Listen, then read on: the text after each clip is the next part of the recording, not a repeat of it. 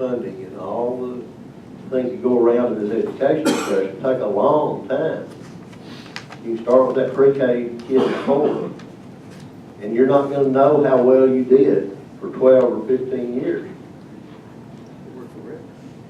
Oh, I'm not going to go there.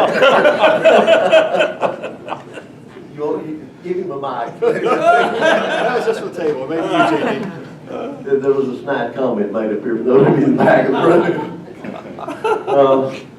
But remember that politically supporting the efforts to raise that bar from that earliest developmental year through the time when they're not only third graders, there are other benchmarks that they need to catch along the way. Middle school, career training opportunity, and all those things have to be continual. They're not just things that happen at a point in time. It's much longer span than that. And I think the governor's genuinely committed to trying to make that transition, even though none of us will probably be in office long enough to see it come to maturity. Senator, I'm sorry, go ahead. First of all, I don't even know this guy here. Let's you laugh. No, I'm sorry, go ahead. You've proposed legislation to reform. Obviously, if it's legislation coming from you, no matter what it is, it's a reform effort of some part. Would that be correct? And truly excellent. Yes, absolutely. And but specifically regarding with TEEs, could you talk about your legislation, what your objectives are, please? Yeah, thanks. There are 934 TEEs. And it's exactly the same thing that you and I were taught and learned in school when there were essentially no TEEs. It is our curriculum, and those things in the curriculum. So, do we need a different TEE for gerunds, participles, infinitives, things like that? I would suggest no. What were those? I don't think they have those in the lane. They're parts of speech, but they don't use them self-evidently. Wait a second. Who are you? And when teachers say that they are allowed to teach an inch deep and a mile wide, that's what it means. They got a checklist. They said, okay, we did infinities. Okay, we did participles. Right. It's all part of the subject. It's all covered by our curriculum. And all my bill does is reduce them by about a third. Does it actually set a numerical limit? Is that? It does not. Okay. It does not. How do you achieve, I'm not trying to argue with you, don't misunderstand. How do you achieve the goal of reducing the number in your legislation? Because it prescribes a reduction by about a third, so it's okay. The State Board of Education to go in and clarify that. We had an interesting hearing, and the chairman said, we're looking at the way they're written and the commas and things like that, and I said, really, the commas? We need to simplify that system. Teachers know what to teach. Right. I certainly would be, we would be very supportive of that legislation. Chairman Murphy, you know, the point is made that there's no depth. In other words, if you go in depth in history, if you study maybe the causes of Civil War, you take the time, you go in depth, then they learn how to learn and they learn about something that they should know about, rather than touching every date in history that everybody on the committee felt was important enough to be included, which is, I think, somehow the ways we get here in terms of the curriculum. Everybody gets their pet project or pet day. Your thoughts on this issue? Well, if you talk to the people at the higher ed level that are waiting for those kids to come out, what they're looking for is critical thinking. Right. And that doesn't necessarily translate across a bunch of fact-based knowledge. And much harder to measure, much harder to prescribe. And I think at some point we have to demonstrate some level of confidence in our teaching folks to do that. I don't know if there's a snappy answer on that. I do think scaling it back to give them some freedom, some flexibility, and some professional discretion makes a lot of sense to me. Chairman, It's also, Bill, it's less expensive when you do it that way, and a lot more local control. You have your thoughts on that proposal? Well, you hit on exactly, you've been at this long enough to know that what happens when you develop these educational curriculum TEEs, as we call them, everybody on the panel has their favorite thing. That's made up of educator panels, smart people, well-educated folks, well-attended folks. But just as your professor in college had a thing that they were focused on, so everybody on those panels has something that they're focused on. And so you get yours, so I gotta get mine. You gotta get yours. You go all the way around the room, look at these people sitting at these panel tables, and pretty soon you got a whole bunch of teeth that are way specified, and it just got out of hand, guys. And I'm not faulting the state board, because those people do feel strongly about their role with them. But we do need to scale it back pretty badly. Do you think it's appropriate for the state board, sitting as a group, to try to, and as best I understand it, they do take advantage of the opportunity to rewrite curriculum? I mean, a committee like that, it's a committee of 15 now. You know, I thought maybe it should be, you know, hire the professionals and have an up or down vote rather than have them work on the.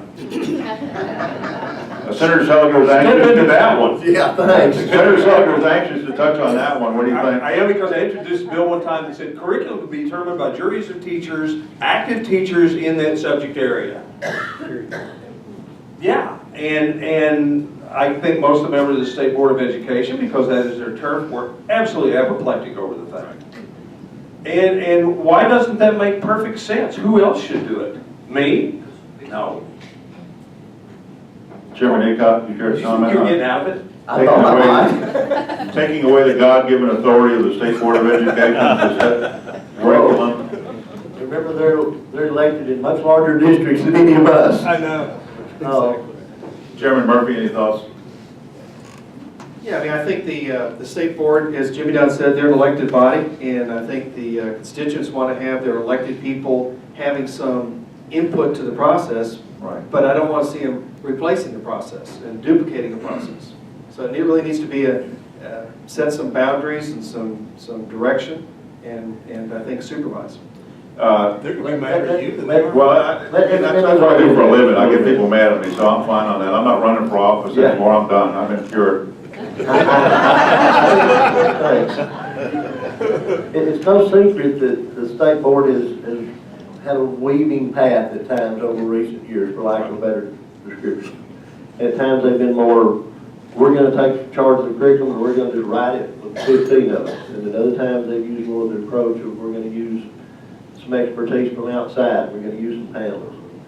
And because of its elected nature, they're pretty strong-willed folks by and large. They're very protective of their elected terms, like all of us are. So it's had a weaving history over the years. So can you support the bill to go back to the appointed State Board of Education? Probably not. Senator Seliger, in your role as chairman of higher ed, you were there 2 years ago when outcomes-based funding became part of the law for the 2-year, the community colleges. And I think there's general acceptance of that idea that higher ed in general needs to do better on outcomes. Today in Texas, for the 4-year schools, if you exclude A&M and UT Austin, only 49% of our students graduate in 6 years. That doesn't work for them or the state of Texas, either one. And I know you have sort of a different proposal on outcomes for the 4-year schools. Would you talk about your idea there, sir? Yeah, we're certainly not avoiding the discussion of outcomes-based, but it's, do you incentivize it? Is it intended to be punitive or what? So what we've done is develop a bill, and the person who deserves credit for this, and while I readily will accept it, is Dr. Mark Kavanaugh, who's the committee director in higher ed. And it's performance-based tuition. And what it essentially says is there are 9 metrics. A university can take 5. And if the performance there is adequate, they can look at some tuition increases above inflation. Clearly incentivizes it. It's not punitive. Does it touch all the bases? Probably not. But I think it provides a framework for universities to set targets and hopefully aggressive ones and work toward them. Have you had much reaction from the higher education institutions yet? The bill is still at Legislative Council, and it's so new, they're being very just painstakingly, meticulously careful. It should be out, I think, in a week or so, and my guess is because it doesn't put everybody in the same box. Because, yeah, and that's important because University of Texas Rio Grande Valley is never going to see first and second year retention or 4-year graduation rates as the University of Texas. But And I use that university particularly because such a high number of their students work full-time. I would argue for them that an 8-year graduation rate is exceptional. Chairman Murphy or Chairman Hickok, would you care to comment on the idea of some sort of performance-based funding, whether it would be funding the under the line, or is Senator Seliger has proposed with tuition? I think it's absolutely the thing to do. I think we need to find a way to, increase confidence, which means a level of accountability, if you will. And as Senator Seliger said, one size does not fit all. Admissions are very different. I'm excited about the opportunity to have colleges pick from a menu of things they want to be measured on that are reasonable. And I think that is a really good direction to go. I think it's working for community colleges. Now, please understand, it's only a piece of the funding. I think is it 10%? 10%. Yeah, so it's 10%, and so it's not the whole nut. Some other systems have 100% of their money in other states put towards that sort of thing. And one of the things to bear in mind is this impact of tuition. And when the state was funding $1 billion some years ago, that was about half, and now we're funding $1 billion, and it's 20%. You're kind of like, wow. So education's really increased that much in cost. So we've got to pay attention to that as part of, if you're going to pay more, you got to pay more for quality, and I think Senator Seliger's concept addresses that. Chairman Hickok, any comment? Yet. We're available. Looking for house sponsors as we speak, huh? Oh yeah. I haven't looked at your bill, obviously, since it's not out, but I do think it's important to keep in mind that every situation is different. Where UT and A&M are going to get, virtually everybody that's enrolled in those two universities is academically capable, going to move through pretty quickly, and we know that this is history. But there are other places in the state that have to have a different approach. We have to acknowledge that different approach. Yeah, I would just say quickly, Senator, that the things that we were talking about last session, the session before, certainly took all those things into account. Basically, it was sort of a percentage increase in grades. So if you obviously had a lower performing school because for legitimate reasons, then they weren't expected to catch up. They were just expected to increase their productivity, if you will. The goal in every measure of progress, be it in public schools or higher education, is what we want to see is improvement in every case. Wherever they are, whatever the criterion, we just want to see a consistent move to improve that shows that people sort of get what the needs of the workforce are and how they're going to prepare for them. Consistent move to improve. I like that.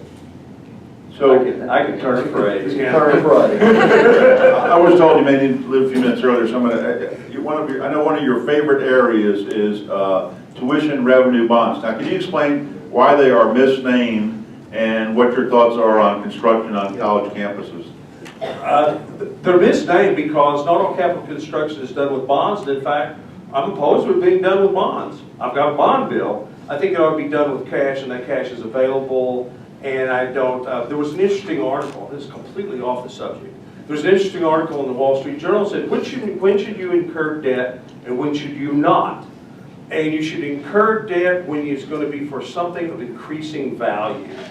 And because we're not looking at generating capital or introducing new technologies and things like that, it's a good way to use cash so we don't incur another $200 million per biennium in debt. There are 63 projects in the bill, and they're for everything from Texas A&M in College Station to Texas A&M Galveston. Is a really exceptional small institution.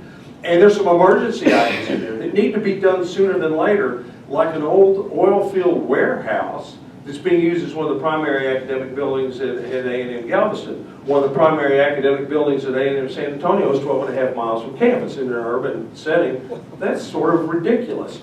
You've got a library that was absolutely destroyed at Texas Southern that needs to be replaced with a new media and learning center. And it's been a lot of years since we've done it. One of the things that we're going to see is that with so many electronic and information-based systems coming along, we're going to see a decreasing need or a decrease in the rate of increase in classroom space and things like that.